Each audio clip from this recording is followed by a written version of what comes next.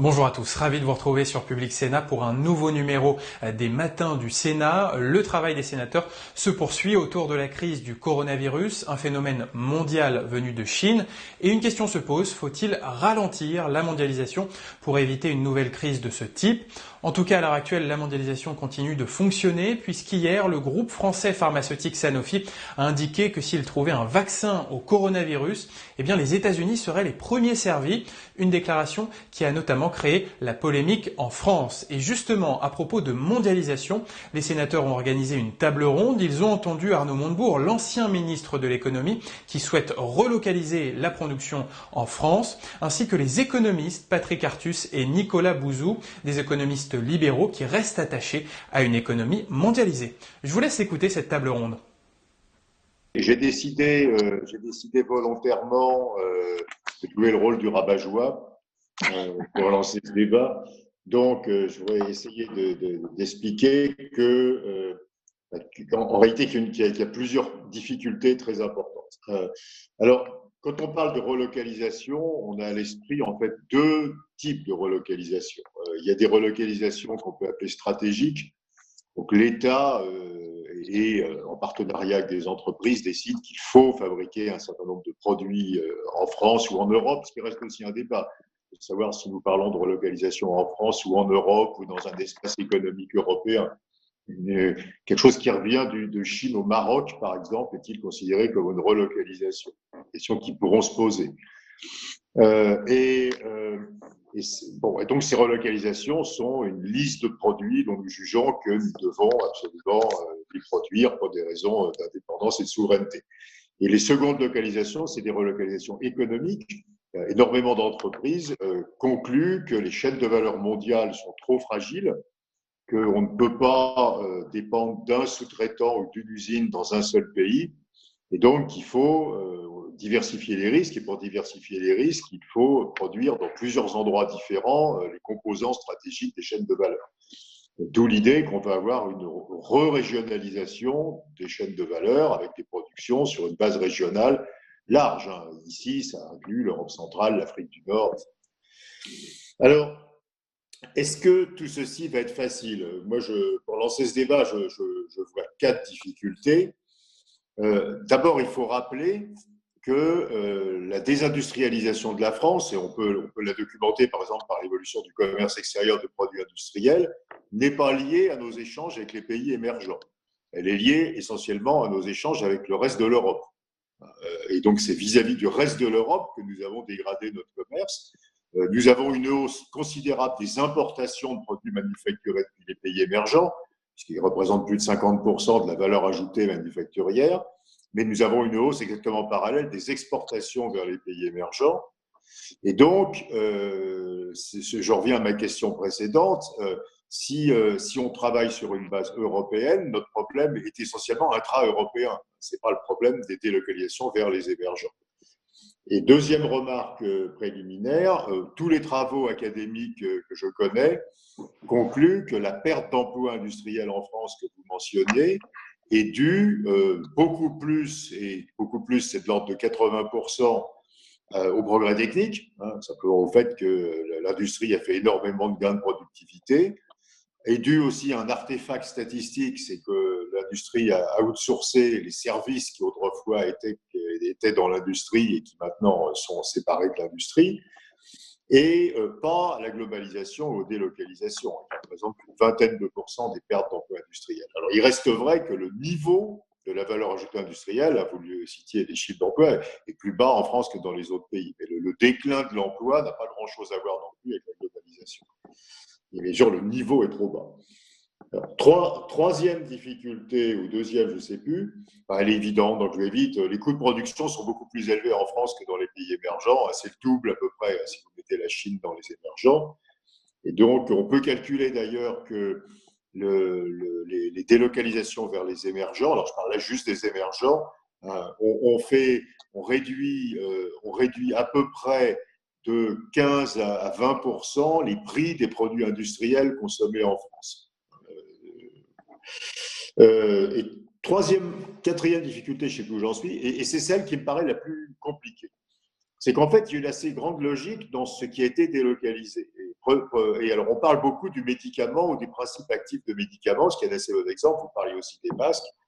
La France, alors ça, les chiffres sont connus, mais la France a un énorme excédent extérieur pour les médicaments et les principes actifs vis-à-vis des émergents, et en particulier vis-à-vis de la Chine et de l'Inde. Et cet excédent extérieur n'a pas arrêté d'augmenter. Donc en fait, on est extrêmement bon dans le médicament et dans les principes actifs. Et on gagne des parts de marché considérablement. C'est une de nos industries très fortes. Et donc, on se plaint de ce qu'on importe, effectivement, un certain nombre de principes actifs basiques, le paracétamol, les curares, certains antibiotiques. La raison étant que ce sont des productions qui sont extraordinairement simples à faire, qui ne nécessitent pas un énorme savoir-faire technique, et que donc on s'est concentré sur les productions plus complexes à forte valeur ajoutée. Et donc, si on relocalise le paracétamol, alors le curare, on ne peut pas, parce que les matières premières sont partout dans le monde, sauf en Europe, mais le paracétamol et les principes actifs des antibiotiques, il faut se rendre compte que c'est illogique, puisque notre industrie de la pharmacie s'est concentrée, ce qui est bien, sur les productions à forte valeur ajoutée et est devenue extrêmement exportatrice. Donc, il n'y a pas de faiblesse de notre industrie du principe actif. Il y a une spécialisation dans le haut de gamme. Et moi, je crains beaucoup une idée qui serait finalement qu'il faut revenir sur du bas de gamme. Si on manque de masques, c'est pas qu'on les produit pas, c'est qu'on les a pas stockés. Donc peut-être pas, on va pas se forcer à relocaliser des bas de gamme. Comment fabrique-t-on à des prix décents des principes actifs bas de gamme de médicaments? Est-ce qu'on a les personnes pour le faire? Enfin voilà. Donc je ne suis pas sûr que même dans ces sujets qui sont très présents aujourd'hui, la relocalisation soit la bonne stratégie. Et en tout cas, on est typiquement là dans des industries qui ont fait le mouvement vers le haut de gamme que tous les économistes appellent de leur vœu. Et dont on dit que c'est d'ailleurs le succès de l'Allemagne d'avoir su délocaliser ce qui est à faible valeur ajoutée dans les chaînes de valeur et à garder ce qui est à haute valeur ajoutée. Donc on a une industrie qui l'a fait, typiquement, mais il y en a plein d'autres. Faudrait pas conclure qu'il faut revenir en bas de gamme dans certaines industries. Je pense que c'est une très grande difficulté dans ce débat sur les relocalisations. Et enfin, dernier point, la faiblesse du poids de l'industrie dans l'économie française. Là, il ne s'agit pas d'une évolution, il s'agit du niveau. Je pense qu'elle est due aussi très largement à des difficultés qui sont spécifiques à la France. On sait qu'on a un énorme problème de recrutement. Quand vous regardez toutes les enquêtes disponibles, quand on demande à une entreprise industrielle quelle est la première difficulté qu'elle rencontre, la première qui vient et de loin devant, c'est l'impossibilité de recruter. C'est pas la demande, c'est pas les coûts, c'est pas la fiscalité. Et donc l'absence de compétences industrielles est une des limitations. Donc je parlais l'autre jour à des industriels de matériel informatique très haut de gamme qui me disaient que, quoi qu'il arrive, ils ne fabriqueraient qu'en Chine parce que c'était le seul endroit où on trouvait des ingénieurs qui avaient les compétences qui permettaient de fabriquer ces produits. Et qu'il était hors de question de revenir faire ça en France, puisque personne ne serait capable de faire marcher les usines. Et deuxième sujet, qui est un peu lié, on a un défaut de modernisation. On sait qu'on n'a pas beaucoup modernisé nos entreprises, on ne les a pas beaucoup robotisées. Il y a une corrélation extrêmement forte entre la taille de l'industrie et l'effort de modernisation et de robotisation. Et là, c'est un problème de comportement des entrepreneurs. Donc nos problèmes industriels sont largement dus à des défaillances internes du pays, et pas simplement au fait qu'on a utilisé les délocalisations vers les pays émergents. Voilà. Donc, je pense qu'il faut. Enfin, c'est un dossier extrêmement difficile, en conclusion. Il faut, à mon avis, pas tomber dans le piège d'attribuer évidemment la trop faible taille de notre industrie au fait qu'on a beaucoup délocalisé. C'est surtout qu'on a des déficiences internes, et en particulier, je pense, dans les systèmes de formation. On forme 2,5 fois moins d'ingénieurs en France par rapport au nombre de jeunes qu'en Allemagne, ce qui est d'abord très lié à nos problèmes. Et ça n'a aucun rapport avec les coûts de production en Chine. Et puis, je pense qu'il ne faut pas avoir une stratégie de redescente en gamme, alors qu'on pourrait tenter de le faire. Il ne faut pas faire en France les masques. Désolé, on ne va pas fabriquer des machins à 3 balles qui coûtent 30 centimes d'euros. On va pas mettre du capital et de l'emploi pour fabriquer ça. Il faut en stocker 2 milliards quelque part et les acheter en Chine en dehors des moments où il y a des épidémies. Donc, il ne faut pas céder à la tentation de la redescente en gamme. Voilà ce que je voulais dire pour commencer. Très bien, merci beaucoup, Monsieur Artus. Je pense que vos propos vont faire réagir immédiatement les autres intervenants. Je vais passer la parole à Nicolas Bouzou pour avoir son avis sur ces premiers sujets. Alors, est-ce que vous m'entendez bien? Parfaitement. Bon, bonjour à tous. Alors déjà, je voudrais commencer par un tout petit point de terminologie. Le sujet, c'est pas la mondialisation en tant que telle, parce qu'on entend beaucoup de choses sur la mondialisation, la démondialisation. Bon, la mondialisation, c'est un phénomène culturel, civilisationnel, qui a commencé il y a au moins 2000 ans, voilà, qui a été interrompu historiquement par des guerres, parfois par de très grandes vagues de protectionnisme. Mais le sujet, ce n'est pas la mondialisation en règle générale, ce sont certains aspects de la mondialisation économique et financière et certains dysfonctionnements de la mondialisation économique et financière. Donc, le sujet, c'est d'améliorer au fond la mondialisation et d'essayer de mettre en place des régulations au niveau national ou au niveau supranational qui corrigent des effets néfastes de la mondialisation économique. Des effets néfastes, il y en a deux qui sont bien étayés par la littérature.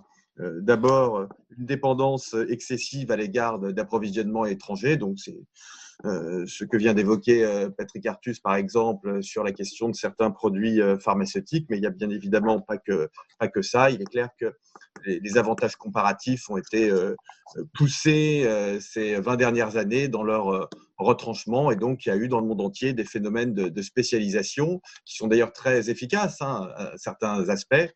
Le côté négatif de cette hyperspécialisation, c'est que on a des maillons de la chaîne de valeur dans certaines industries qui sont localisés dans un tout petit nombre de pays, et d'ailleurs assez souvent dans un seul pays. On a beaucoup pris l'exemple de la pénicilline, par exemple, ces dernières semaines, pénicilline dont un certain nombre de nos concitoyens ont appris qu'elle était produite à 90% en Chine. Mais le problème de la pénicilline, c'est pas seulement qu'elle soit produite à l'étranger, parce que si elle était produite un peu en Chine, un peu au Vietnam, un peu aux États-Unis, un peu en Autriche ou je ne sais pas où, le problème en fait serait moins prégnant.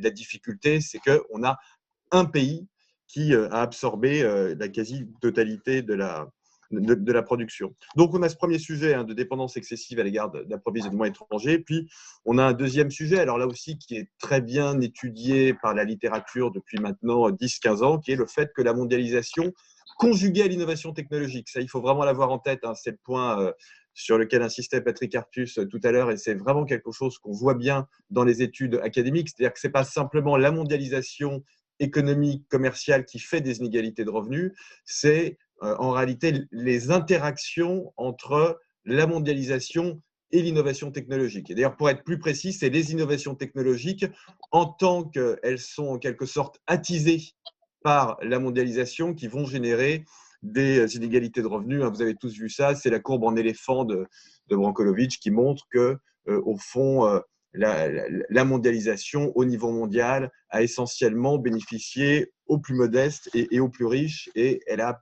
plutôt pesé sur l'évolution de revenus de ce qu'on peut appeler, il faudra en discuter, mais ce qu'on peut appeler les classes moyennes. Ces effets négatifs sont bien évidemment plus importants pour les pays qui se sont le plus désindustrialisés, ce qui est très clairement le cas de la France. Ça aussi, c'est quelque chose nos concitoyens ont peut-être un peu perdu de vue. On a beaucoup parlé de la désindustrialisation du Royaume-Uni, mais la France, c'est plus désindustrialisé que le Royaume-Uni, par exemple. Donc, le phénomène de désindustrialisation en France, il a été extrêmement, extrêmement violent.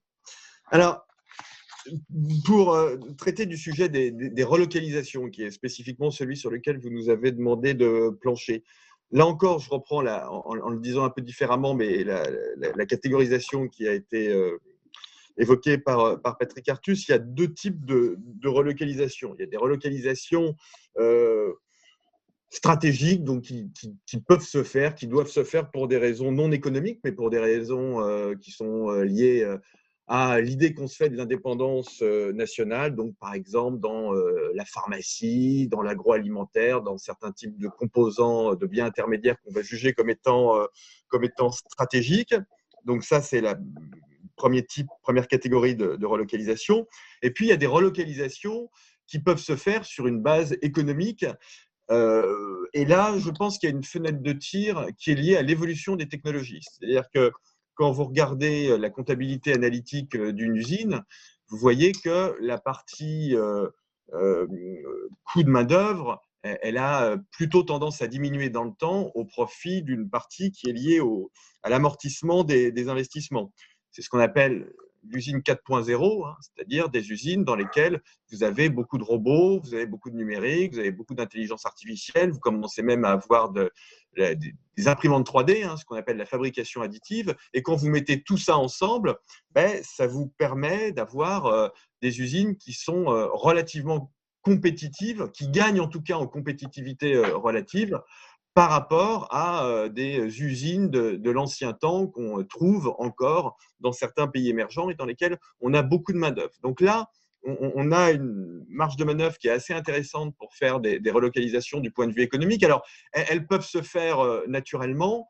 Honnêtement, quand on regarde les chiffres, on en voit assez peu, mais si on considère que c'est une piste de politique économique qui est intéressante, ce sont des choses qu'on peut pousser avec des outils de politique économique qui sont assez simples, hein, au fond, hein, qu'on connaît, mais comme des suramortissements pour encourager l'investissement ou une accélération de l'amortissement sur les robots, par exemple, sur les imprimantes 3D. La région Grande Aquitaine avait fait quelque chose il y a quelques années qui s'appelait le plan usine du futur, je crois, qui me semblait vraiment pas mal, qui était assez intéressant et qui visait justement à essayer de faire passer les usines en usines 4.0. Donc, je pense que les régions peuvent avoir aussi une efficacité intéressante sur ce sujet. Donc voilà, pour ces relocalisations économiques, il y a des choses qui sont possibles. Je mettrai une grosse nuance dans quelques instants, mais en tout cas, il y a une fenêtre de tir qui est intéressante avec des outils de politique économique qui existent. La question de la formation aussi, hein, là encore, ça a déjà été dit, mais c'est absolument crucial. Moi aussi, tous les industriels me le disent, on ne forme pas les gens aux usines du présent ou du futur, mais on les forme plutôt aux usines du passé. Et donc là, on a un vrai sujet aussi, parce que même s'il y a moins de gens dans les usines 4.0 que dans les usines d'avant, il y a quand même des gens qui doivent être formés et qui doivent travailler sur ces outils. En ce qui concerne les relocalisations liées à des problèmes d'indépendance nationale, on a déjà, on peut s'inspirer de la loi sur les secteurs stratégiques hein, qui protège le capital d'un certain nombre d'entreprises dans des secteurs qu'on juge comme des secteurs stratégiques. On peut parfaitement, la loi, ça c'est à vous de voir, on peut parfaitement définir des biens essentiels ou des secteurs essentiels dans lesquels on oblige à avoir des quotas de production en France. Alors, c'est un peu brutal. Hein. Moi, j'ai un surmoi libéral, comme vous savez, qui est assez fort, donc je ne suis jamais parfaitement à l'aise avec ce type de politique. Mais enfin, bon, je suis pragmatique. Si ça doit se faire, ça se fait. Et voilà, je pense qu'il faut essayer de le faire intelligemment. Il ne faut pas tout mettre dans les biens essentiels et dans les secteurs essentiels, ce qui peut être une tentation assez naturelle. Mais ça s'est bien fait pour les… Moi, je vais être tout à fait honnête avec vous. Hein. Quand ça s'est fait pour les secteurs stratégiques, je râlais un peu. Et puis finalement, je pense que c'est très bien. Donc, bon, voilà. Il y a sans doute des choses assez astucieuses et intelligentes à penser à ce niveau-là. Alors, quand même, pour relativiser tout ce que je viens de dire, je voudrais quand même mettre en garde sur deux sujets avec cette affaire de relocalisation. Premier sujet, c'est que de toute façon, c'est le consommateur qui est le juge de paix. Voilà. C'est que toutes ces productions, elles sont destinées à être achetées. Donc, si on fait des relocalisations qui se traduisent par un coût supplémentaire pour le consommateur, de toute façon, elles sont vouées à l'échec. Et là, permettez-moi d'insister sur le contexte macroéconomique, parce que vous avez peut-être vu passer ces derniers jours des sondages qui montraient que 80 ou 90% des gens se disaient prêts à acheter français, même si c'était plus cher. Je n'y crois évidemment pas un seul instant, surtout dans le contexte macroéconomique qui va être le nôtre ces prochains mois, avec 1 million de chômeurs en plus et des difficultés sur le pouvoir d'achat qui vont être liées à cette nouvelle situation macroéconomique. Donc, je pense qu'il faut vraiment avoir ça en tête. Le pouvoir d'achat va être sous pression, malheureusement pendant sans doute plusieurs années, et donc expliquer aux gens qu'ils devront acheter plus, même s'il y a plein de bonnes raisons, hein, évidemment, hein, pour que les gens achètent plus cher. Je comprends parfaitement le raisonnement qui sous-tend ça, mais en même temps, Voilà. On ne peut pas éluder le fait qu'on va être dans un contexte macroéconomique qui, pour les ménages, va être extrêmement difficile ces prochaines années. Donc ça, c'est la première nuance. La deuxième nuance, c'est qu'il faut faire attention parce que beaucoup de pays ont bénéficié des délocalisations d'une certaine façon. En faisant des relocalisations, on va aussi créer des déséquilibres très importants dans ces pays. Typiquement en Afrique, le sujet des relocalisations tel qu'il est traité, non pas seulement en France, mais dans beaucoup de pays, parce que voilà, il n'y a pas que les sénateurs français et les parlementaires français qui se passionnent pour ce sujet. Hein. C'est quelque chose qu'on retrouve un peu partout et c'est bien normal. Si c'est pour ruiner d'autres types de pays, en Afrique, par exemple, vous avez déjà des flux de capitaux sortants qui sont très importants depuis le début de la crise. Enfin, je pense qu'il faut essayer de gérer ça intelligemment avec ces pays pour ne pas les mettre dans une situation économique qui serait dramatique et qui, d'une façon ou d'une autre, nous reviendrait aussi par un effet de boomerang. Et ce que je voulais dire quand même en conclusion, c'est que le sujet des relocalisations, il est parfaitement légitime, mais pour moi, le vrai sujet, c'est celui de l'industrialisation et de la réindustrialisation, qui est un peu différent, qui passe par des politiques qui sont des politiques industrielles, des politiques liées au droit de la concurrence, qui se traitent, à mon avis, essentiellement au niveau européen. Et je pense que c'est un sujet qui est aussi important, si ce n'est plus important, que celui des relocalisations. Et là encore, c'est un sujet qui est assez bien étayé, au fond, du point de vue académique et même du point de vue concret. On sait qu'il y a beaucoup de choses à changer au niveau européen. Je prenais l'exemple du droit de la concurrence, mais les politiques d'achat. Je vous donne un exemple juste pour terminer, mais qui me frappe beaucoup. Moi, je travaille beaucoup sur l'économie du spatial. Si les États-Unis ont pu faire émerger une entreprise comme SpaceX ces dernières années, c'est par une politique industrielle et par une politique d'achat. C'est parce que la NASA a donné 10 ans d'achat à SpaceX pour aller ravitailler la Station spatiale internationale. Et SpaceX, il a cette visibilité et à côté de ça, il peut développer ses projets. Alors, plus ou moins crédibles, j'en sais absolument rien. Je ne suis pas ingénieur dans le domaine spatial, mais enfin, en tout cas, voilà, ça lui donne une visibilité pour faire des choses. Et ça, je pense que c'est de la vraie bonne politique industrielle qui nécessite un changement des règles, mais qui n'est pas extrêmement compliqué à faire et dont tout montre qu'elle donne de bons résultats. Voilà.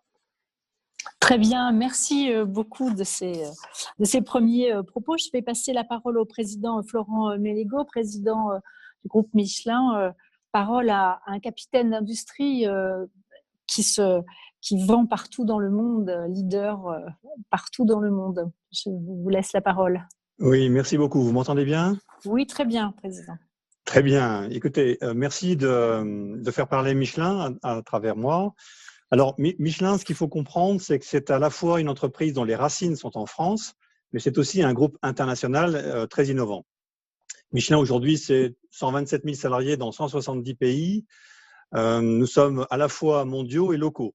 En France, nous employons environ 18 000 personnes. Quasiment toute notre recherche au niveau mondial est centrée en France. Et c'est une force.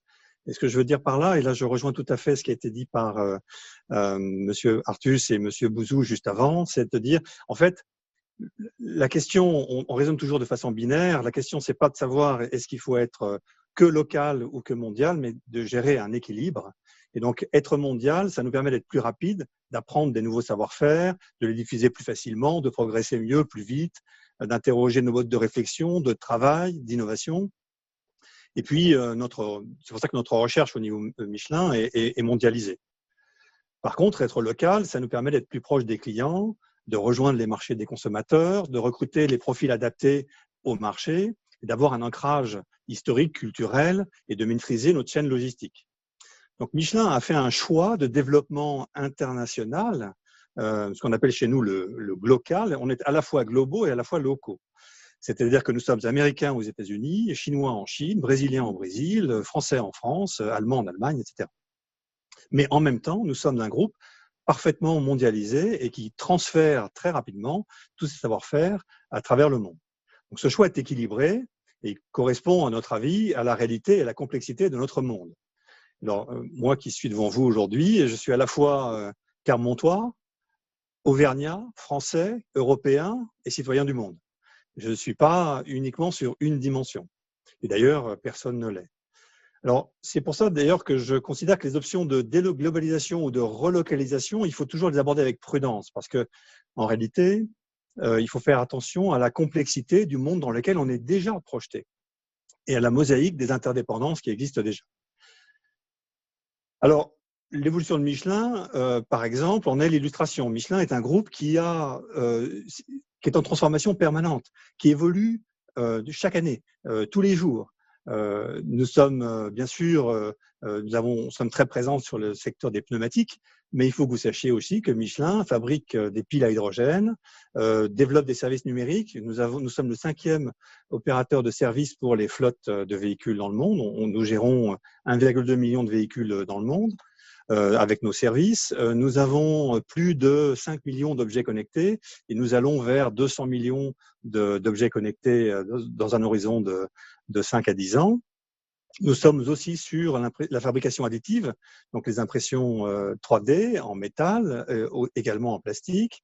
Nous sommes sur la donnée, à partir des données de comportement, d'usagers, de l'usage, nous sommes capables de développer des tas de services et de modifier les infrastructures routières.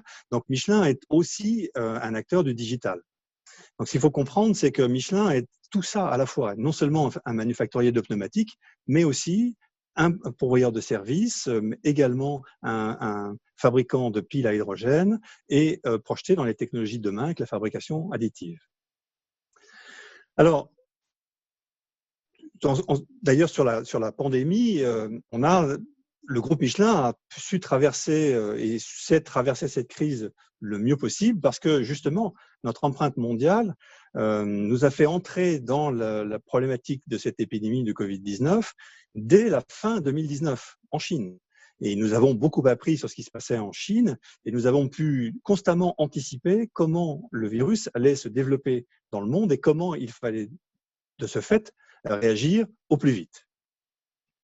Alors, donc vous l'avez compris, je pense qu'il faut faire attention à ne pas faire table rase d'un modèle qui globalement nous a fait progresser de manière fantastique. Nous vivons aujourd'hui beaucoup mieux à 7 milliards d'individus que nous ne vivions il y a quelques décennies. Donc, la mondialisation, et là je rejoins tout à fait ce qui a été dit par Nicolas Bouzou et par Patrick Artus, c'est qu'il y a eu énormément de bénéfices. Et donc, ce qu'il s'agit de faire, c'est de corriger certaines anomalies ou certains excès qui ont pu avoir lieu dans un passé très récent. Alors, pour moi, il y a trois convictions, et je partage d'ailleurs en plus tout ce qui a été dit précédemment. D'abord, la première conviction, c'est qu'on ne peut envisager l'industrie qu'à une échelle régionale, et pour moi, la région, c'est l'Europe. Parce que la France, même si nos attaches sont françaises, et on a énormément notre siège est en France, et on a énormément d'attaches avec la France, en réalité, en termes de marché, le marché qui compte, c'est d'abord le marché européen quand vous êtes mondialisé. Et l'Europe est la clé pour résister à, d'un côté, la Chine, de l'autre, aux États-Unis, ou à la Russie, ou à l'ASEAN. Donc, nous avons beaucoup d'atouts. La France a énormément d'atouts, et notamment, nous pouvons articuler notre empreinte française à travers une empreinte européenne. Là, je rejoins les propos, c'est-à-dire que pour moi, les questions de quel type d'industrie faut-il pour la France, c'est une question à la fois stratégique, à la fois géopolitique, et qui doit se discuter finalement dans un échiquier européen. Mais bien sûr, il faut définir les règles du jeu au niveau européen. Aujourd'hui, si vous voulez, quand il s'agit de développer notre prochaine usine de fabrication de piles à hydrogène, en tant que Michelin, nous avons le choix de le faire dans la région lyonnaise, par exemple, où nous avons déjà développé beaucoup de savoir-faire, ou en Roumanie, en Pologne, en Hongrie. Et là, les rapports de coûts d'investissement sont de 1 à 2 en défaveur de la France. Et donc derrière, il y a, même au niveau des mécanismes européens, il faut bien comprendre que derrière, on a aussi à l'intérieur de l'Europe, et là je rejoins tout à fait ce qu'a dit Patrick Artus précédemment. Il y a une concurrence au niveau de l'Europe.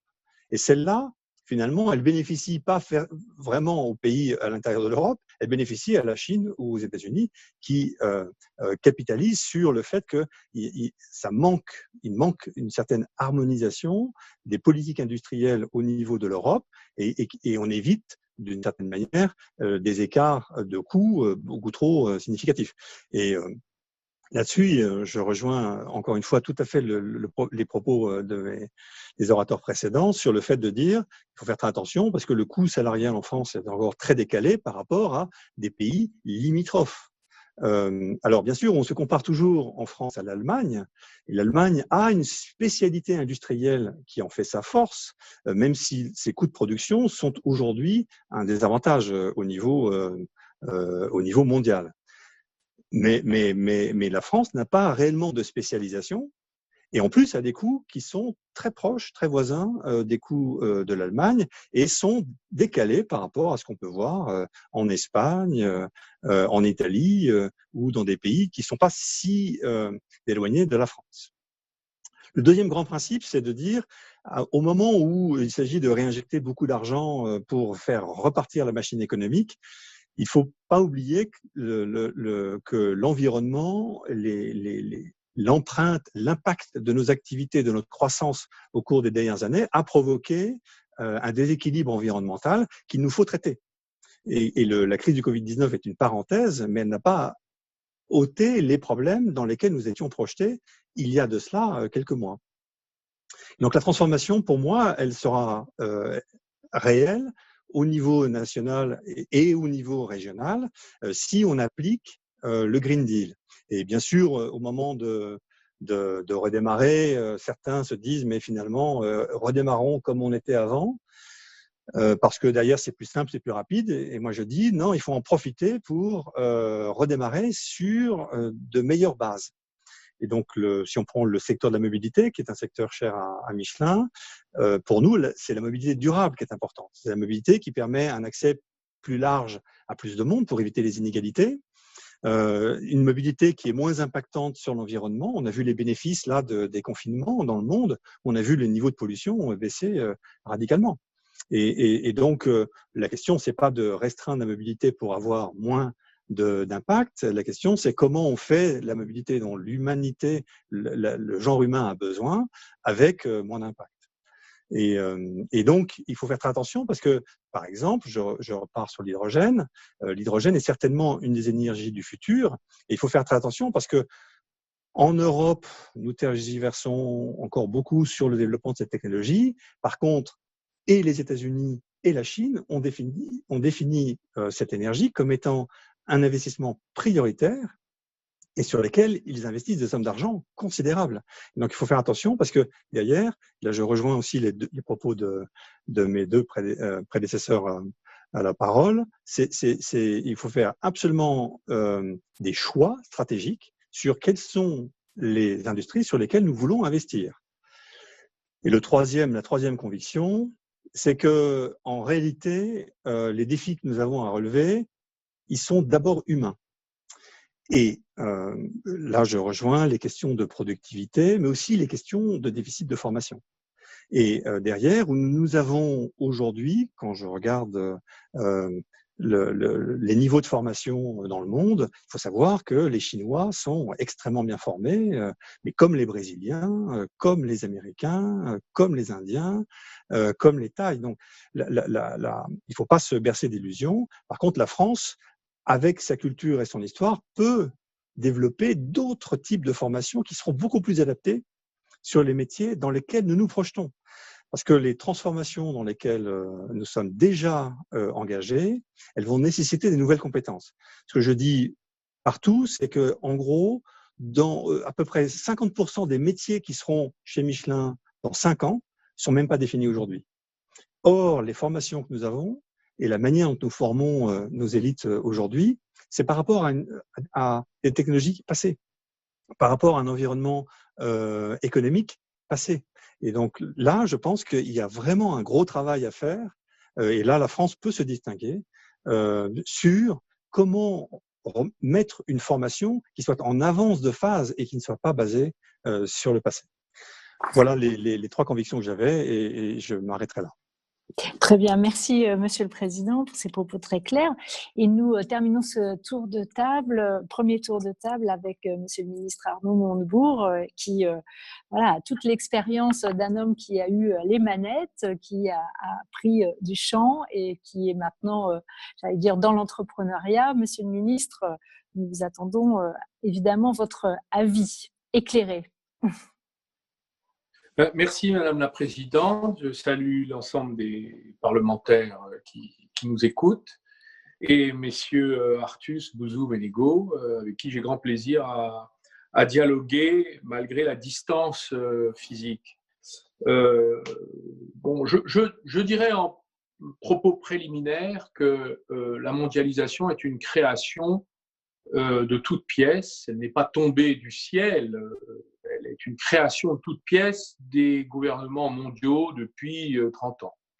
Par l'abaissement systématique des droits de douane, on a conçu en fait finalement un prix mondial sur lequel les économies, les systèmes sociaux, les compromis nationaux dans chacun des pays qui ont des bases productives plus ou moins développées ont été obligés de s'aligner. On pourrait le dire comme ça, parce qu'en vérité, s'il n'y a plus d'obstacles, à part, j'allais dire, la longueur du voyage, mais il n'y a plus d'obstacle au transfert de marchandises, ni même de services. Et là, le progrès technique y a beaucoup contribué. Ça veut dire qu'il y a un prix mondial. D'ailleurs, dans toutes les startups qui aujourd'hui se financent, elles résonnent mondialement. Elles disent oui, nous voulons être prophètes dans notre pays, mais nous voulons nous projeter dans le monde. Pourquoi ? Parce que les obstacles au commerce ont été drastiquement réduits et donc la dépendance et l'interdépendance est donc le maître mot de ce monde. C'est un monde qui a été créé de toutes pièces et qui, pourquoi ? Parce que l'OMC, ce sont les gouvernements qui l'ont fait, les traités de libre-échange, ce sont les gouvernements qui l'ont fait, les parlements qui les ont ratifiés, la concurrence libre et non faussée, c'est une créature des dirigeants européens depuis 30 ans.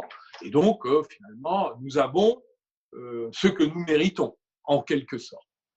Est-ce que ce phénomène est réversible ? Je le crois. D'abord parce que ce qui a été fait peut être corrigé, peut être défait partiellement.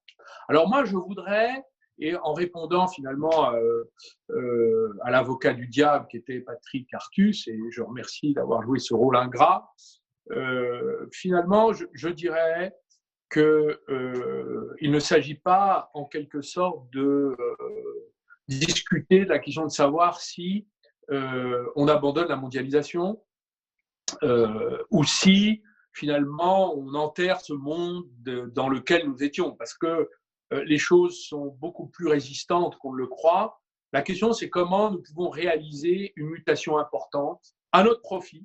Et là, je parle de la France. Le président de Michelin, il défend Michelin, mais moi, je m'intéresse à la France, comme vous, Madame la Présidente, comme tous les élus de France. Voilà. Un dirigeant d'entreprise, il ne s'intéresse pas forcément à la France, même s'il l'aime. Et c'est un des écarts entre ce qu'on peut imaginer entre la pensée d'un dirigeant de pays et d'un dirigeant d'entreprise. C'est que dans un cas, le pays, c'est la priorité, dans l'autre, l'entreprise est la priorité. Donc, comment on fait finalement pour corriger un certain nombre de ces excès, réindustrialiser notre pays, ramener un certain nombre de productions sur notre sol parce que nous en avons grandement besoin. Ce n'est pas qu'une question, j'allais dire, technique, c'est une question politique, au sens le plus noble du terme. Quelle est finalement la vision que nous avons pour notre pays ? Parce qu'il y a beaucoup de pays qui sont d'accord avec l'idée que nous pouvons être dans les chaînes d'interdépendance de la production mondiale. Il y a beaucoup de pays qui considèrent qu'avoir une base productive, c'est pas grave. Voilà. Et il y a des pays plus petits que nous parfois qui ont considéré que conserver cette base productive, c'est l'outil de la liberté, de l'indépendance et de la puissance. C'est ma position. Et il est vrai que pendant les dernières décennies, la question industrielle et productive a été franchement délaissée. D'ailleurs, beaucoup d'économistes, M. Bouzou l'a exprimé avec beaucoup d'honnêteté tout à l'heure, il a dit mais on a choisi le consommateur, c'est-à-dire le prix mondial étant plus bas, pourquoi voulez-vous qu'on produise plus cher ici pour produire des choses qui sont des commodités, c'est-à-dire des choses très banales à produire, laissons-les délocaliser à l'autre bout du monde. Conséquence, nous sommes dépendants, même sur notre alimentation, l'industrie agroalimentaire a quand même perdu beaucoup de sa superbe. Nous sommes maintenant déficitaires si nous enlevons les exportations de vins et spiritueux, ce qui prouve que nous avons perdu de notre capacité de production. Et donc, nous sommes dépendants des autres sur l'alimentation, sur la santé, et nous avons laissé beaucoup de nos industries. J'ai déjà été auditionné par votre commission, Madame la Présidente, sur les questions d'énergie, transport, technologie, pétrole énergétique. On sait l'histoire de l'abandon d'Alcatel, Technip, Alstom, etc. C'est-à-dire, finalement, nous sommes devenus dépendants de lieux de décision qui ne sont plus en France. Pour moi, Michelin est l'anti-exemple, c'est-à-dire c'est une entreprise à caractère patriotique qui a su s'ouvrir au monde sans jamais abandonner ses racines. Et d'autres entreprises qui sont le contre-exemple de Michelin et dont je condamne l'attitude des dirigeants, ce qui n'est pas le cas de Michelin, c'est ce qui s'est passé d'aller pour de l'argent et pour des beaux chèques vendre ce qui a été finalement le patrimoine industriel français et le placer sous contrôle étranger. Peu importe d'où vient finalement l'acheteur, ce qui compte, finalement, c'est les dividendes exceptionnels que recevront les actionnaires, membres du conseil d'administration. Bon. Alors là-dedans, on aurait beaucoup à dire. Mais si on veut décider d'inverser ce mouvement, il va falloir accepter plusieurs choses. D'abord, il va falloir dire, et ça relève de l'action publique, dire quelles valeurs nous attachons à notre indépendance, quel prix nous sommes prêts à y mettre, quelles ressources nous sommes prêts à y mettre, et sur quels produits nous souhaitons être indépendants. Et donc, quels sont les produits que nous voulons à nouveau produire en France. Alors, prenons l'exemple des principes actifs des médicaments qui manquent. Il manque depuis depuis les années 2015, par là, 14, 15, nous avons repéré, il y a eu de nombreux rapports sur le sujet parlementaire, nous sommes dépendants sur presque un petit millier de médicaments. On l'a accepté, on le savait. Pourquoi ? Parce que l'assurance maladie, les règles de l'ONDAM, le ministère de la Santé qui régule les prix, donc la sécurité sociale, n'a jamais voulu en interministériel entre le ministère de l'Industrie et le ministère de la Santé faire du prix un outil de notre indépendance en termes d'approvisionnement de médicaments, considérant que beaucoup de médicaments doivent être abandonnés puisque c'est du bas de gamme, fabriquer de la pénicilline, 80% en Chine, ce n'est pas nécessaire d'avoir des usines en France. Donc, en effet, l'industrie pharmaceutique est montée en gamme, est allée vers les biotechnologies, a abandonné tout ce qui était commodité, et la conséquence, nous la connaissons. On a rationné les Français en Doliprane, ce qui était quand même assez peu vraisemblable au moment où on a accepté que Sanofi fermerait ses usines en France et toute l'industrie pharmaceutique. Et nous avons perdu des milliers d'emplois sur le sujet. Et c'était impossible à l'époque de discuter avec les dirigeants de l'industrie pharmaceutique, car ils disaient « Mais pourquoi voulez-vous que je produise des choses que je peux produire moins cher ailleurs si vous ne me rémunérez pas pour ça ?» Et d'une certaine manière, on pouvait les comprendre puisque la commande publique ou la régulation du prix ne suivait pas l'esprit d'indépendance. Donc, il va falloir que finalement, quelque part dans ce pays, on dise bon, qu'est-ce qu'on relocalise ? Alors, il ne s'agit pas d'amener l'industrie pharmaceutique à prendre en charge des produits bas de gamme. Il s'agit, par exemple, moi j'ai une proposition à faire sur l'industrie pharmaceutique, puisque les grandes majors de la pharmacie, et notamment Sanofi, qui est une grande entreprise mondiale, s'ils ne veulent pas se remettre à produire, nous pouvons imaginer, par exemple, avec les mutuelles, la sécurité sociale, créer des coopératives de fabrication de ces commodités pour conserver les prix assez bas, c'est-à-dire où il y aurait pas, finalement, on ne rétribuerait que très faiblement le capital investi, hein, et où on pourrait imaginer mettre autour de la table, et moi c'est ma proposition par exemple, une sorte d'entente coopérative, hein, c'est ça, une coopérative c'est une entente, c'est le contraire de la concurrence, c'est-à-dire c'est une valeur où l'État, des entreprises privées, des financeurs comme pourraient être les mutuelles, hein, ils ont beaucoup d'argent en ce moment grâce à leur prélèvement, ils vont pouvoir peut-être participer à cet investissement, c'est un exemple. Et nous pourrions imaginer de monter des coopératives de fabrication de médicaments pour préserver notre indépendance. Ça, c'est une politique que nous pourrions mener. J'ai vu qu'au Japon, le Premier ministre a mis 2 milliards d'euros, hein, pas de yens, mais d'euros, pour subventionner le retour d'industries qui s'étaient établies en Chine sur le sol japonais. Ils prennent en charge les 3/4 des dépenses de réinvestissement au Japon des PME. Donc, imaginons que nous jugions, par exemple, que la fabrication de circuits imprimés qui est abusivement partie en Chine, on décide de reconstruire une industrie du circuit imprimé en France parce qu'on considère que c'est stratégique, on en a besoin. Eh bien, là, nous pourrions imaginer de trouver un opérateur. Ce n'est pas ce qui manque. Les entrepreneurs et les Français disposant de ressources scientifiques, technologiques et intellectuelles. Même si aujourd'hui, l'ensemble des industries ont été souvent dispersées et les capacités en ressources humaines ont été perdues. Et généralement, ce n'est pas pour rien qu'il y a 2 millions de Français expatriés, beaucoup qui travaillent dans des industries hors du monde, de l'Europe, hors d'Europe. Et donc, nous avons des capacités de remobilisation autour d'un appareillage industriel et technologique, si nous le décidons. Et ça suppose d'utiliser à la fois la commande publique et une forme de planification, pour moi, public-privé, c'est-à-dire une coopération entre le secteur privé. Alors, par exemple, moi je l'avais fait avec les 34 plans industriels, malheureusement qui ont été abandonnés par mon honorable successeur, mais ces 34 plans avaient été conçus par les filières elles-mêmes. Par exemple, les entreprises du secteur nous disaient on n'a pas ce produit, ça serait bien qu'on l'ait. D'ailleurs, entre nous soit dit, il y avait un plan sur les équipements de diagnostic qui, si on avait investi, puisqu'on était déficitaire à hauteur de presque 1 milliard dans les importations, si on avait investi dans les ETI PME, en faisant grossir nos entreprises avec de la commande publique à la clé, avec du financement parapublic, on va dire BPI à la clé, nous aurions pu, je crois, avoir beaucoup plus de résistance dans la crise actuelle. Mais il n'y a pas que ce secteur, sur la chimie verte, même dans l'automobile, dans le numérique, il y a là la possibilité de travailler avec les entreprises du secteur.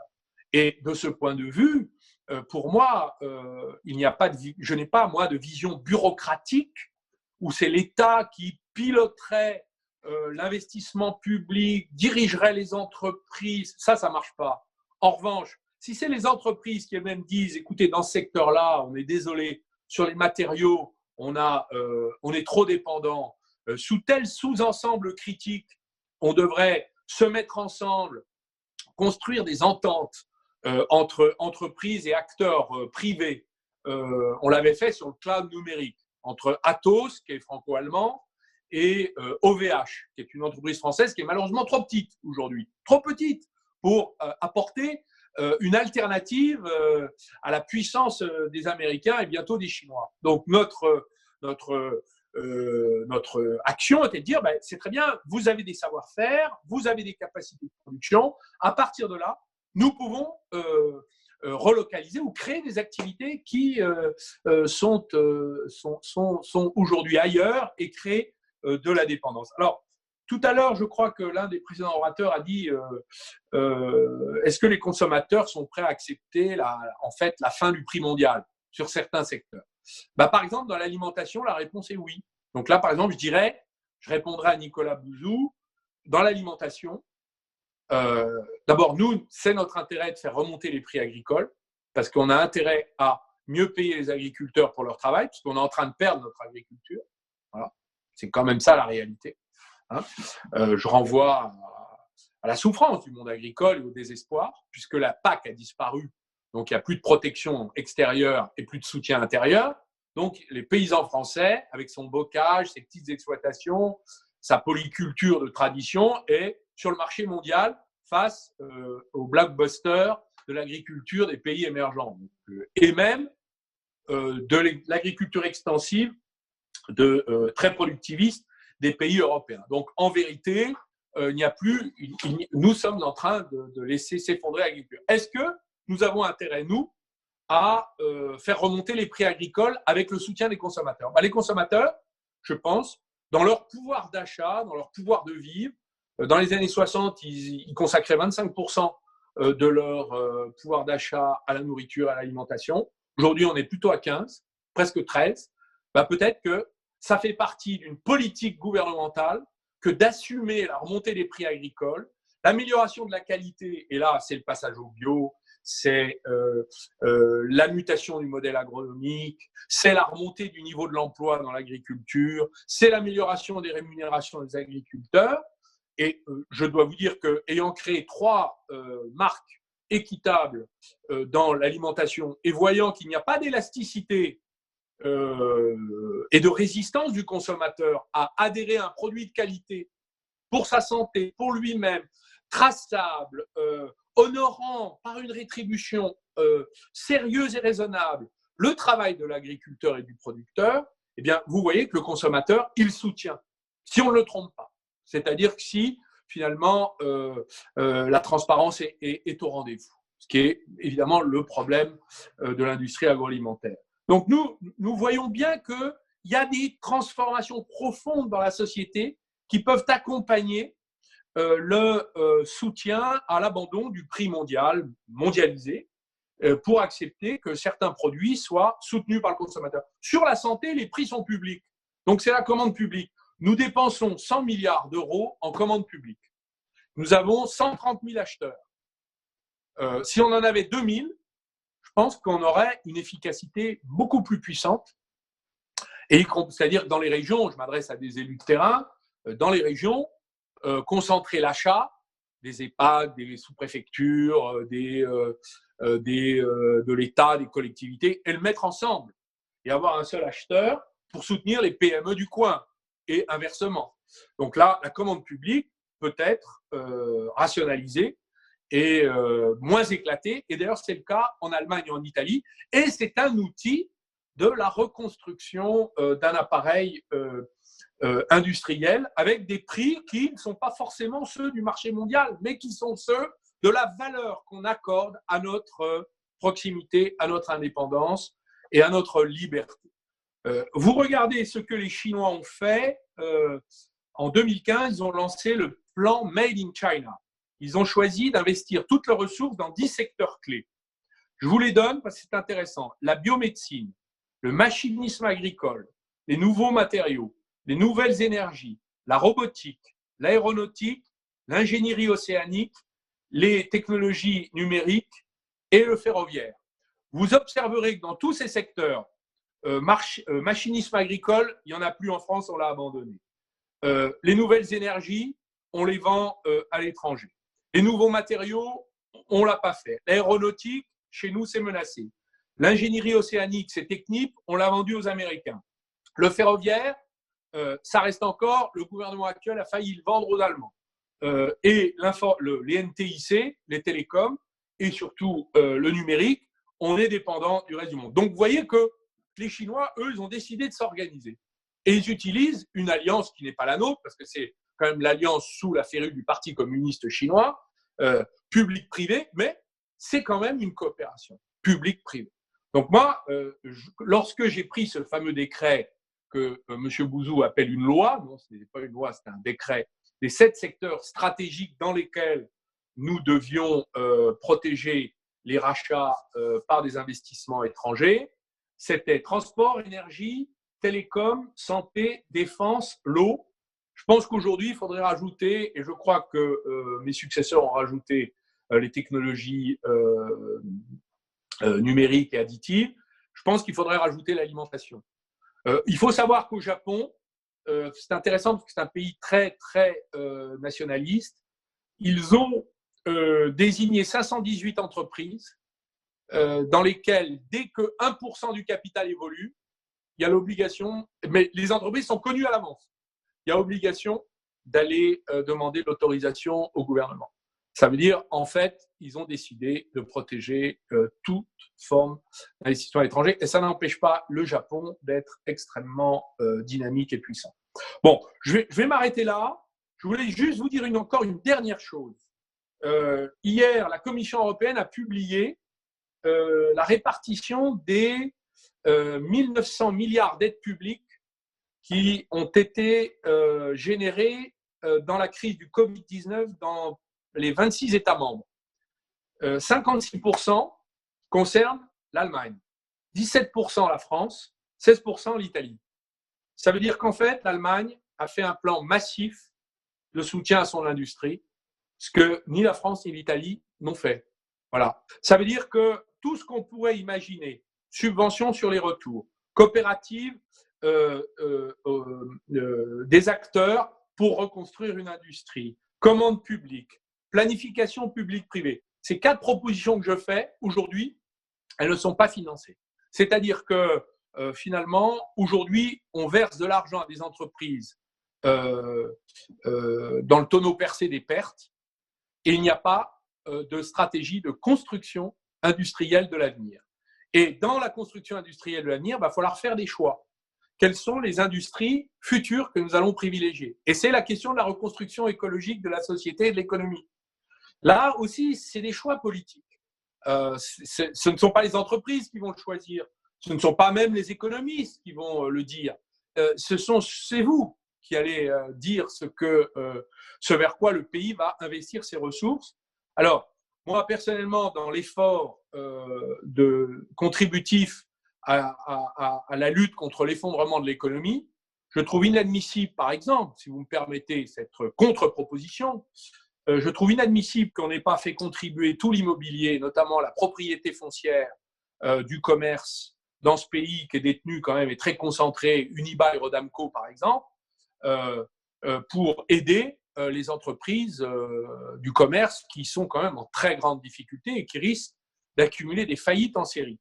Donc moi, je crois que les dividendes qui sont accumulés et distribués encore par les grandes foncières de ce pays, et je ne parle pas des petits propriétaires fonciers, mais les grandes foncières, devraient faire l'objet de mesures discriminatoires, négatives, au sens où devraient abandonner 6 mois de loyer pour l'ensemble des commerces.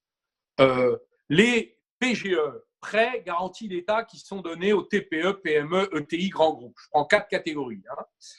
Moi, je pense que pour les TPE, il faudra rembourser de la dette, donc c'est meurtrier. Ça veut dire que c'est l'État qui va mettre en faillite quand on va récupérer l'argent ou pas des TPE futures. Moi, personnellement, les petites entreprises que j'ai créées, je n'ai pas pris de PGE parce que je sais qu'il faudra rembourser. Je ne sais pas comment je vais faire pour rembourser avec 50% de chute du chiffre d'affaires. Donc, je propose qu'il y ait des subventions aux toutes petites entreprises. Je propose que sur les PME, les ETI, il y ait des obligations convertibles. C'est-à-dire qu'on prête, mais on peut convertir en capital. Pourquoi? Parce qu'on aura besoin que la dette que l'État génère soit transformée en actif. Et alors, quant aux grands groupes, la FNAC, Darty, Air France, pour moi, sont des prises de participation en contrepartie. Pourquoi voulez-vous que le contribuable, en admettant qu'il fixe des contreparties, ce que je souhaite, finalement, prête de l'argent sans jamais, donc finalement, accepte la socialisation des pertes, mais quand il y aura un retour à meilleure fortune, l'État sera absent à la table. Donc, on refait la même erreur qu'en 2008. Et la question s'était posée de savoir si on prenait des participations dans les banques qu'on avait renflouées. Bon. Donc, pour moi, les grands groupes devraient accepter des prises de participation. Pourquoi voulez-vous? Alors que les actionnaires d'Air France, que sont Delta Airlines ou les compagnies chinoises qui sont dans le capital, qui ne participent pas au renflouement, ne devraient pas être dilués. Bon, donc voilà, moi je fais des propositions un petit peu plus audacieuses parce que je crois qu'on n'est pas au niveau et on pourrait imaginer, pour être au niveau précisément de ce que réclame une politique industrielle, de mettre toutes ces participations futures dans un grand fonds dans lequel l'État pourrait s'engager finalement à utiliser, dont il pourrait s'engager à l'utiliser à des fins de politique écologique de l'économie. voilà, mesdames et messieurs les sénateurs, ce que j'étais en mesure de vous proposer à travers votre belle table ronde. Merci beaucoup, Monsieur le ministre. Je ne doute pas que vos propositions vont faire réagir les uns et les autres. Je vais peut-être faire réagir Patrick Artus sur vos propos avec peut-être quelques axes. D'abord, vous semblez dire que nous devons absolument renoncer à ce que Monsieur le ministre Montebourg appelle les marchés de commodité, c'est-à-dire à faible valeur ajoutée. Mais est-ce que nous ne pouvons pas utiliser l'industrie 4.0 pour produire ces marchés de commodités dans lesquels finalement les coûts salariaux qui semblent peser, vous le dites, sur la compétitivité de notre industrie seraient moindres? N'y a-t-il pas là une combinaison entre l'innovation, l'industrie 4.0, la robotisation et des critères de compétitivité, y compris sur des marchés de commodités? Et deuxième question, au-delà des propositions, est-ce que finalement il n'y a pas une contradiction à se dire qu'aujourd'hui nous devons aller toujours plus vers de la valeur ajoutée sur notre production industrielle et en même temps de dire que nous n'avons plus les ingénieurs pour faire cette valeur ajoutée et que finalement la valeur ajoutée, nos ingénieurs sont en Asie, sont évidemment en Amérique du Nord. Est-ce que finalement on est pris en étau en France et peut-être en Europe entre ces deux contradictions? Monsieur Artus, peut-être une réaction? Ah, on a perdu Monsieur Artus. Peut-être remettre votre micro, peut-être. Voilà. Voilà, j'avais super. enlevé le son pour ne pas brouiller les autres interventions. Très bien, merci beaucoup. Juste un mot pour dire que je soutiens tout à fait la proposition d'Arnaud Montebourg. Il ne faut pas qu'on se réveille de cette crise avec un surendettement massif de toutes les entreprises, parce qu'on fabriquerait ce qu'on appelle des zombies, des entreprises tellement surendettées qu'elles n'ont plus aucun dynamisme. Et je pense qu'il faut absolument travailler sur cette proposition de transformation de la dette en quasi-fonds propres pour le plus grand nombre d'entreprises possible. Il n'y a pas énormément de difficultés techniques et il faut vraiment que vous souteniez cette idée. Sinon, on aura un secteur productif totalement annihilé et freiné par son niveau énorme d'endettement après cette crise. Évidemment, on a fait le choix de l'endettement pour éviter les faillites, ce qui est un bon choix. Et maintenant, on n'avait pas le temps, dans l'urgence, de faire autrement, mais maintenant, il faut retravailler. Et même, on pourrait se dire qu'on va même renforcer notre système productif si on arrive à faire sortir cette crise des entreprises, pas avec plus de dettes, mais avec plus de fonds propres. C'est quelque chose de vraiment positif. Alors, sur vos deux questions précisément, je suis entièrement d'accord avec vous. Je pense qu'il faut absolument pas faire de macroéconomie. C'est-à-dire que ce que je voudrais pas, on a quand même une politique qui marche un peu et qui pourrait marcher mieux, de monter en gamme de notre population active. La durée d'études des Français continue à allonger très très rapidement. On pousse tous les jeunes vers des études supérieures. Donc il ne faut pas avoir une politique industrielle qui soit en contradiction avec notre politique éducative, qui est la montée en gamme des jeunes et de la population active. On sait qu'on a encore un énorme problème. On a 18% de jeunes déscolarisés, sans formation, sans emploi. C'est pratiquement un des records de l'OCDE avec l'Italie. Mais on fait des progrès sur le niveau d'études. Et donc, je suis entièrement d'accord avec vous. Si on est capable de robotiser totalement certaines productions, c'est plus des commodités. C'est de l'usine robotisée. Mais quand vous voyez regardez un autre domaine dont on n'a pas parlé, le matériel pour les énergies renouvelables. Tous ceux qui ont essayé de faire des cellules solaires ailleurs qu'en Chine, finalement, sont morts. Parce qu'il faut des usines gigantesques avec des tonnes de gens, des coûts de production extrêmement bas. Et il y a un point dont on n'a pas parlé, ce sont les rendements d'échelle. L'industrie moderne, c'est une industrie de rendement d'échelle croissant. Et ce n'est pas seulement quelques secteurs, c'est à peu près général. On a des rendements d'échelle croissants pratiquement partout. Donc, c'est le fameux « the winner takes all ». Celui qui est le premier, le plus gros, prend le marché. Et donc, on ne va pas se lancer dans une politique massive de subventions publiques pour relocaliser les cellules solaires de génération 1. Donc, il faut tout de suite aller beaucoup plus loin, effectivement, vers des choses qui sont plus sophistiquées. Donc, c'était juste mon point, de dire n'ayons pas une contradiction entre la politique de formation et la politique industrielle. Et le masque, Là, il y a pas, le MAS, vous voyez comment ça se fabrique, quoi. Je dirais, il faut des hangars de kilomètres de long avec des milliers de personnes devant des machines à coudre, hein, et on ne va pas faire ça, quoi, je veux dire. Donc voilà. Et par contre, si vous êtes capable de robotiser quelques principes actifs de médicaments, faisons-le, ramenons-les. Voilà. Et sur votre second point, ben, je crois que j'ai répondu aussi. On sait très bien que dans notre système éducatif, c'est pas tellement le niveau d'études qui est un problème, hein. On a la proportion des jeunes ou de la population avec un diplôme du supérieur est tout à fait convenable en France. Elle est au niveau des meilleurs pays de l'OCDE. Le problème, c'est la nature des études supérieures. On a très peu de jeunes qui font des études scientifiques, hein. On en a à nouveau 2,5 fois de moins qu'en Allemagne. On en a moins que... Alors aux États-Unis, c'est très curieux parce qu'il y a beaucoup de jeunes qui font des études scientifiques, ils sont tous immigrés. Il n'y a pratiquement pas d'Américains dans les études supérieures scientifiques, mais voilà. Et donc on a très peu de jeunes dans les études scientifiques et ça pose un énorme problème. Vous avez raison. Et bon, et c'est je pense, un des axes de travail, hein, c'est de continuer à faire des efforts pour ramener les jeunes dans les écoles d'ingénieurs, dans les études scientifiques. Il n'y a pas besoin non plus que de gens très très diplômés. Il faut aussi, ce qu'ont fait les Allemands, hein, c'est avoir un système d'université technique de très grande qualité qui forme beaucoup de gens à Bac+3, Bac+4. Et c'est un énorme sujet que vous touchez.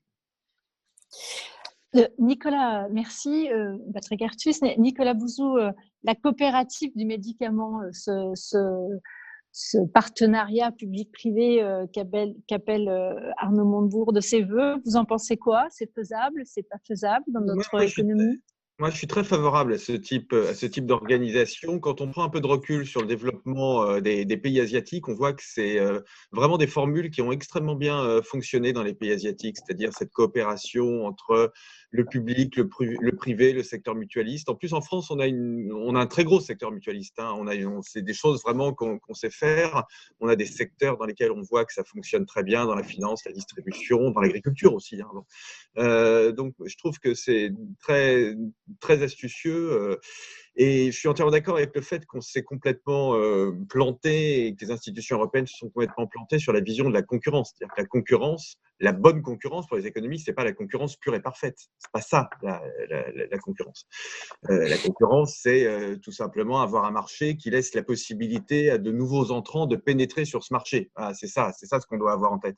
Et la bonne politique de concurrence, elle doit préserver ça, mais elle ne doit pas forcément faire des marchés atomisés. Donc cette réflexion sur la concurrence, il faut vraiment qu'on l'approfondisse et qu'on l'apporte, d'autant plus que, comme l'a dit Patrick Artus, on est dans une période où on entre dans une économie à rendement d'échelle croissant.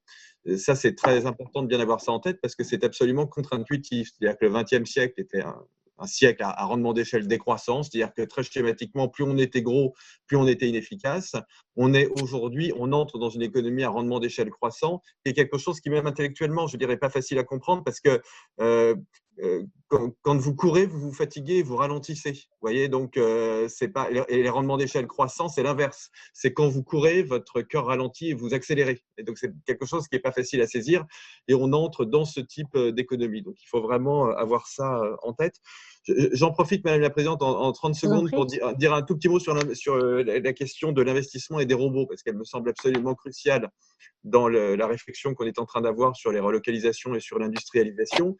Et je pense, et là je m'adresse vraiment à vous, mesdames et messieurs les parlementaires, qu'il y a quelque chose à faire dans le cadre du plan de relance, qui sera donc du gros plan de relance, hein, qui sera celui qui vous sera proposé, d'après ce que j'ai compris, à partir du mois de septembre, parce qu'on a absolument besoin d'avoir un plan de relance, ça c'est clair. Je pense qu'il faut un peu de relance sur les ménages, il en faut aussi en matière d'investissement. Si on a 10% de baisse du PIB cette année, et en fait on aura sans doute plus, mais si on a 10%, on aura une baisse de l'investissement de 30 à 40%. Hein, d'accord. Et ça va se payer à moyen terme. C'est-à-dire que cette baisse d'investissement, elle va laisser des effets d'hystérèse sur l'économie, elle va peser sur notre croissance potentielle. Donc c'est un énorme sujet. Et je pense qu'il faut qu'on essaie d'être malin et qu'on se dise, ce plan de relance qu'on va faire, il faut en profiter pour essayer justement de moderniser le capital des entreprises. Et donc, moi, je pense qu'il faut vraiment axer une partie de ce plan de relance sur l'investissement, mais pas sur tous les investissements. Je pense qu'il faut être assez sélectif, d'autant plus que il faut quand même qu'on gère l'argent public, même si on s'endette beaucoup en ce moment, et c'est très bien. J'ai absolument aucun problème avec ça, mais enfin, il faut quand même qu'on essaie de s'endetter le plus intelligemment possible. Et donc, si on va vers des dispositifs, comme je le suggérais tout à l'heure, d'amortissement accéléré ou de suramortissement, avec, pourquoi pas, des crédits d'impôt pour les entreprises qui ne feront pas de bénéfices ces prochaines années. Bon, enfin, tout ça n'est pas très compliqué à imaginer, mais je pense qu'il faut le cibler sur certains types d'investissements parce que non seulement on va avoir une baisse de l'investissement très forte, mais de toute façon, on avait un stock de capital des entreprises qui avait tendance à vieillir. C'est-à-dire, pour le dire autrement, les investissements que faisaient spontanément les entreprises ces dernières années n'étaient pas beaucoup des investissements sur les robots, sur le numérique, sur l'IA, etc. Et donc, il faut en quelque sorte profiter de cette fenêtre de tir là, qui va être rendue possible par le plan de relance pour non seulement relancer l'investissement autant qu'on pourra, mais surtout moderniser le stock de capital des entreprises, parce que c'est ça qui va permettre de faire de bonnes relocalisations et une bonne réindustrialisation. D'accord, merci. Peut-être une question au président Ménégo. Arnaud Montebourg a évoqué 5 instruments pour notre relance, pour l'évolution de notre modèle, donc les coopératives dont on a parlé, la commande publique, la planification, la régulation des investissements, les partenariats publics-privés. À votre avis d'industriel, quelle est l'efficacité de ces instruments techniques et à la place qui est la vôtre d'industriel ? Merci la présidente. Oui, alors d'abord, nous sommes les avocats depuis maintenant pas mal de temps des partenariats publics-privés. Parce qu'en réalité, ce ne sont pas 2 sphères indépendantes et quand on les marie, on arrive à des choses intéressantes. Je vais vous citer 2 exemples. Les pneus rechappés. Les pneus rechappés, c'est quand vous rechargez en gros votre pneu d'une bande de roulement et il peut repartir faire de nouveaux services. Pendant pas mal de temps, les entreprises publiques ne commandaient pas des pneumatiques rechappés parce que, en fait, elles préféraient acheter des pneus moins chers par rapport à un prix mondial du pneumatique parce que, effectivement, ça diminuait le coût. Et ça, c'est un choix. C'est un choix. Effectivement, recharger un pneu, c'est un service que vous faites permet de diminuer l'empreinte environnementale du pneu de manière colossale. Quand vous changez un pneu de neuf à neuf, en gros, vous perdez 70% de la matière. Quand le pneu est usé, que vous le remplacez par un autre pneu neuf, la carcasse que vous jetez, c'est 70% de la matière. Donc, le recharger, c'est bien mieux pour l'environnement. On consomme beaucoup moins de matière pour un service quasiment équivalent. Bon. Alors, heureusement, cette notion-là, on a permis de la faire comprendre au niveau européen et au niveau français. Et donc, il y a eu une inflexion des commandes des entreprises publiques ou semi-publiques sur l'utilisation de pneus rechappés. Je vais prendre un autre exemple, la fabrication de masques. Donc oui, M. Arthus a raison en disant Michelin s'est lancé dans la fabrication de masques parce qu'on n'arrivait pas à en acheter suffisamment pour nos besoins propres, pour pouvoir redémarrer nos usines. On n'arrivait pas à avoir des accès suffisamment fiables avec la Chine.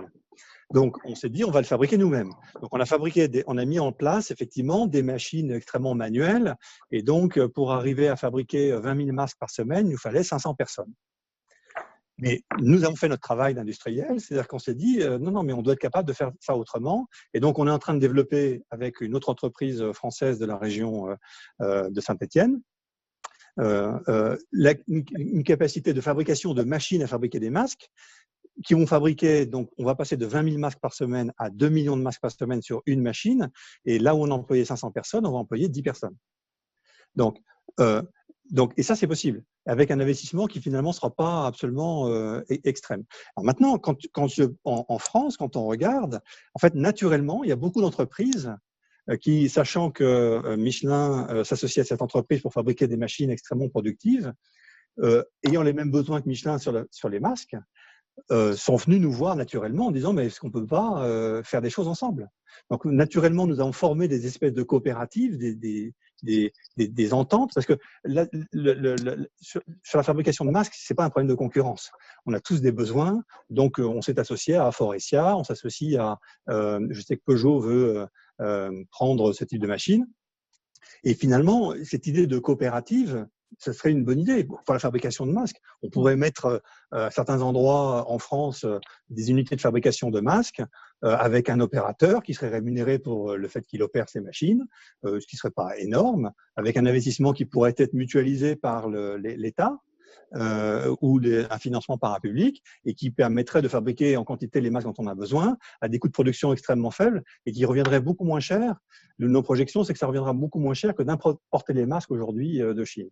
Voilà deux exemples sur lesquels, en repensant un partenariat public-privé, on est capable de laisser les entreprises privées faire leur métier, mettre en commun des ressources, développer des synergies, développer de la productivité, innover, et utiliser l'État comme étant un marché premier qui permet le développement de l'innovation et le développement de l'investissement.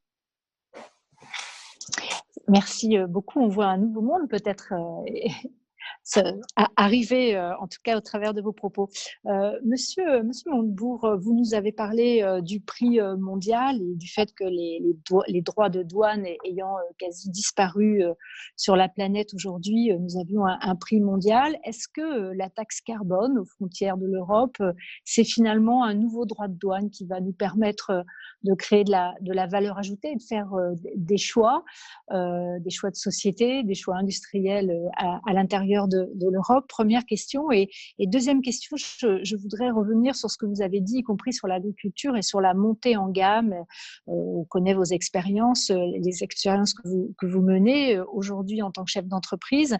Mais pendant cette crise, on a quand même vu un certain pourcentage de la population qui n'est pas négligeable se retourner vers une consommation des produits bas de gamme pour des raisons qui sont des raisons liées aux réalités sociales et aux réalités des revenus. Comment est-ce qu'on peut conjuguer ces deux éléments, puisque sur la partie aujourd'hui des prix compétitifs, nous voyons bien que nous souffrons des importations quelquefois intra-européennes, quelquefois extra-européennes de produits à faible valeur ajoutée.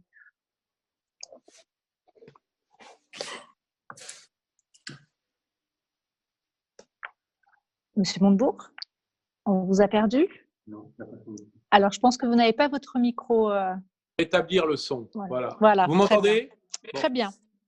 Merci beaucoup pour ce dialogue très approfondi et pluripartite, on va dire, surtout avec des orientations idéologiques qui sont diverses. Donc, ça permet quand même de voir ce qu'on peut faire tous ensemble, hein, ce dialogue. Donc, ma vision du marché mondial, c'est que moi, je suis pour le rétablissement des obstacles au commerce. Voilà. Pourquoi? Parce qu'il faut que nous arrivions à considérer que le consommateur doit comprendre que son cerveau droit qui veut du pouvoir d'achat et son cerveau gauche qui veut des emplois pour ses enfants, des PME dans son territoire, et une France prospère, et des lois environnementales d'avant-garde, des lois sociales généreuses, ben, tout ça, il faut le reconnecter. Donc, le consommateur, pour moi, doit réapprendre le circuit court. Et pour moi, dans le cadre de la reconstruction écologique et de la protection des intérêts de la planète, qui transcendent tous les individus, quels qu'ils soient et quelle que soit leur appartenance nationale, nous n'avons pas intérêt à favoriser autre chose que le circuit court. Donc, la régionalisation économique, comme dirait tout à l'heure, je crois, Patrick Artus, ou produire là où on consomme, comme le dirait le président de Michelin, c'est-à-dire mettre les usines là où il y a des besoins. Voilà. C'est-à-dire produire au plus près des besoins. Donc, tout ça va passer par la reconstitution de droits de douane écologiques. Le président Trump a fait des choses qui sont politiquement, j'allais dire, tout de suite, je voudrais dire que je ne suis pas, vous l'avez compris, un admirateur du président Trump. On aurait été ça aurait été le scoop du matin. Non, mais c'est indépendant de ce qu'on peut penser du personnage. Mais lorsqu'il a cassé l'ALENA, qui était quand même un système de libre-échange entre le Mexique, le Canada et les États-Unis, il a obligé toute l'industrie automobile américaine qui avait délocalisé au Mexique à aligner le niveau des salaires contre la liberté de réimporter aux États-Unis sur ceux de la Californie, c'est-à-dire $16 de l'heure. Donc, on a bien compris que finalement, la question volontariste des États pour préserver leurs intérêts économiques, doit passer par des mesures, y compris tout à fait iconoclastes au regard du charabia de l'OMC et de l'ensemble de la littérature juridico-politique libre-échangiste. Bon. Pardonnez-moi, monsieur le ministre, pardonnez-moi, est-ce que ça, c'est pas un danger important pour nos propres exportations? Mais écoutez, je voudrais vous dire que, parce que tout à l'heure, on nous a dit le problème, il est avec l'Europe. L'Europe est notre marché. Mais franchement, on a 30 milliards de déficit depuis 10 ans chaque année avec la Chine. 30 milliards. Tous les pays européens, à l'exception de l'Allemagne, je crois la Finlande, peut-être de l'Autriche, sont en déficit avec la Chine. Donc, en vérité, on fait un chèque, nous, Français, depuis 10 ans, chaque année, de 30 milliards aux Chinois. Et tous les présidents chinois qui se sont succédés, depuis Jacques Chirac, avec Nicolas Sarkozy, Hollande, Macron, ont toujours promis le rééquilibrage qui n'est jamais venu. Bon. Donc, il y a un moment, la question va se poser de savoir comment on substitue les productions chinoises aux productions plus proches. Alors, je ne dis pas que la production de t-shirts va devoir se faire en France, quoique, pourquoi pas dans certains endroits. Mais je voudrais vous dire une chose, c'est que si on avait industrialisé le Maghreb et l'Afrique, sur le plan géopolitique, nous en tirerions beaucoup plus d'intérêt aujourd'hui d'avoir industrialisé la Chine.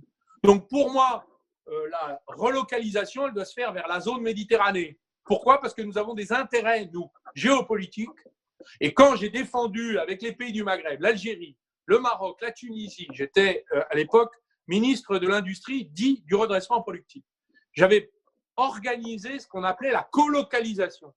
C'est-à-dire qu'on monte des usines dans les pays du Maghreb et on prend une partie de la production en France.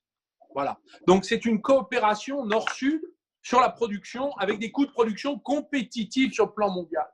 Donc, ça, pour moi, ça fait partie des relocalisations. Mais nous n'avons aucun intérêt à développer l'industrie chinoise, qui d'ailleurs, avec une nouvelle route de la soie, la première puissance mondiale, avec, selon la stratégie de l'encerclement, est en train d'asservir de plus en plus de pays dans le monde en prenant possession de sa dette, de ses infrastructures sensibles. Je vous rappelle que la Grèce elle-même a fait l'objet du rachat, parce que les Européens ont été incapables de le faire, du port du Pirée. Regardez ce qui se passe sur le dépôt, le premier déposant de brevets dans le monde, c'est la Chine aujourd'hui. Et si on regarde les statistiques économiques, selon qu'on est du côté de la police ou des organisateurs, la Chine est en train de devenir la première puissance mondiale au détriment des États-Unis. Donc, attention, c'est aussi là que nous avons besoin de quitter la naïveté et construire la défense de nos intérêts. Donc, je suis favorable à une taxe carbone écologique sur les produits venant de très loin et tout à fait opportuniste, c'est-à-dire en fonction de nos intérêts industriels. Voilà. Ce qu'on peut produire en France, comme disait Keynes, la mondialisation, c'est les idées, c'est la culture, la circulation des hommes, mais il vaut mieux produire le plus près possible tout ce qu'il est possible de produire sur place. Voilà. C'est un peu l'esprit du président de Michelin, succédant à Jean-Dominique Sénard, qui expliquait exactement la même chose. Je produis là où on consomme. Bah, c'est ça. Eh bien, nous allons faire la même chose dans l'autre sens. Donc, pour moi, la TVA doit inclure des éléments de calcul d'émissions de gaz à effet de serre carbone et doit consacrer le retour des obstacles au commerce.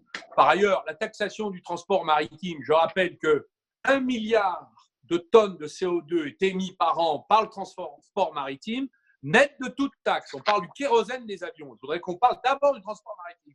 Je vous rappelle que sur un seul porte-container, le plus gros porte-container au monde, se transporte l'équivalent du PIB du Togo. Donc, il y a un moment, ça doit s'arrêter. Je vous rappelle que les containers arrivent pleins dans nos ports et les bateaux repartent à vide, avec dans les fonds de cale nos chaînes qu'on n'est même pas capable de transformer en France. L'industrie du bois, j'avais fait un plan sur l'industrie du bois. Malheureusement, on n'a pas pu aller plus loin. Il a été abandonné par mon successeur, mais c'est franchement rageant de voir ça. Donc, pardonnez-moi, nous avons les ressources, il va falloir maintenant qu'on s'organise. Car dans la guerre économique mondiale, nous avons été les naïfs, comme disait Hubert Védrine. Et je rappelle que le rapport d'Hubert Védrine rendu au président Nicolas Sarkozy en 2008, je crois, 2007-2008, expliquait que tous les pays sont protectionnistes et libre-échangistes. Ils sont un mix. Nous, on est intégralement libre-échangiste et pas du tout protectionniste. Donc, nous avons besoin de mettre un peu de protectionnisme dans notre vin français. Merci, madame. Voilà pour cette table ronde du Sénat sur la mondialisation après la crise du coronavirus. Les sénateurs ont entendu Arnaud Montebourg, l'ancien ministre de l'économie. Il souhaite relocaliser la production de médicaments en France, notamment grâce au soutien de la commande publique. Mais pour les économistes libéraux, Patrick Artus et Nicolas Bouzou, l'industrie française ne peut pas tout produire sur son sol. Elle doit d'abord se moderniser dans la compétition mondiale. Voilà, c'est la fin de cette émission. Merci de l'avoir suivi. Vous pouvez revoir tous nos programmes sur notre site internet publicsénat.fr. Je vous souhaite une très bonne journée sur Public Sénat.